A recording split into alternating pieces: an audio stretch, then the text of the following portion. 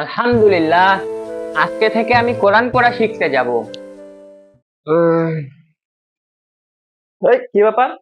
সাফিন এত সকাল সকাল পড়া বাদ দিয়ে কোথায় যাচ্ছে? আল্লাহ। সাফিন, হ্যাঁ আব্বু।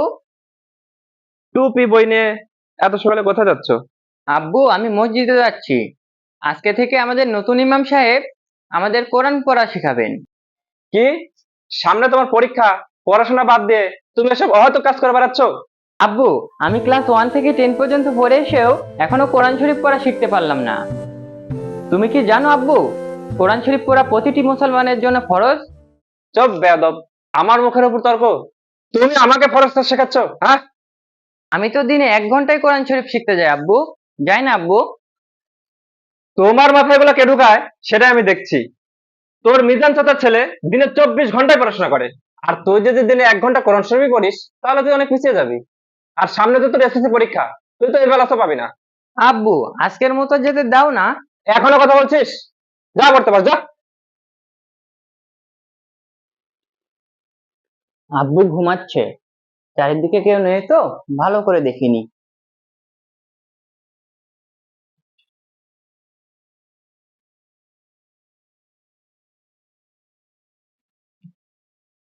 সাফিন, এই সাফিন, ছেলেটা কোথায় যে গেল?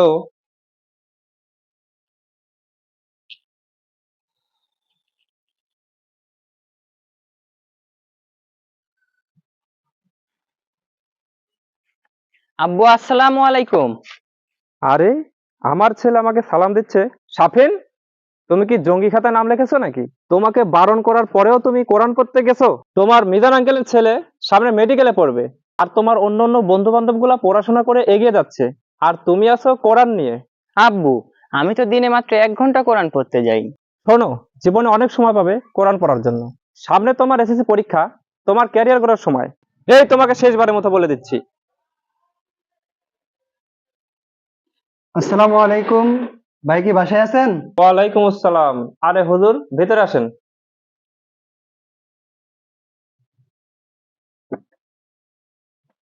কি ব্যাপার ভাই, শাবিন কোরআন পড়তে যাচ্ছে না কেন? সামনে ওর এসএসসি পরীক্ষা, এখন যদি কোরআন পড়ে সময় নষ্ট করে তাহলে তো সে জীবনে সফলতা পাবে না। সফলতার সংজ্ঞাটা কি সেটা কি আপনি জানেন? সফলতা মানে বাড়ি গাড়ি ধন দৌলত, টাকা পয়সা, এই যে ভালোভাবে চলা, ভালোভাবে খাওয়া, এটাকে তো সফলতা বলে। আপনাকে আমি সফলতার সংজ্ঞা দিতে বললাম, আর আপনি এগুলা কি বলতেছেন? দুনিয়ার সফলতা তো মরীচিকার মতো, আজ আছে কাল নাই। অথচ কিয়ামতের মাঠে যে ব্যক্তি জাহান্নাম থেকে মুক্তি পেয়ে জান্নাতে যাবে, সেটাকেই বলা হয় আসল সফলতা বা কামিয়াবি। হুজুর, আপনাকে কথা বলি, হ্যাঁ?